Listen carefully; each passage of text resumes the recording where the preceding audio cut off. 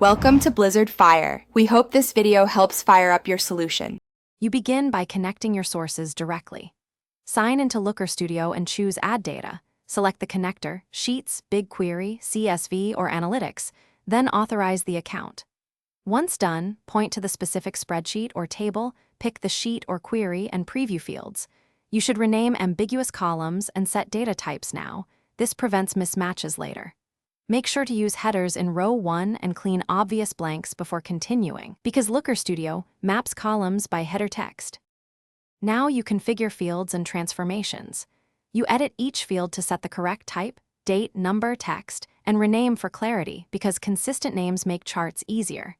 If you combine sources, blend data using a common key, choosing join type and resolving duplicates.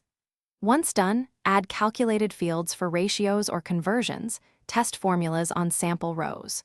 Also set date formats and aggregation methods, and enable sampling or row limits as needed so performance stays smooth while preserving data accuracy.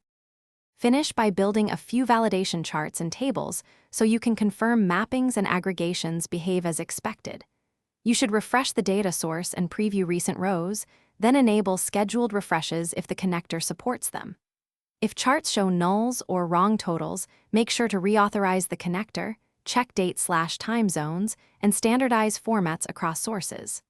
One key troubleshooting tip: if joins fail, verify the join key has identical types and trimmed values.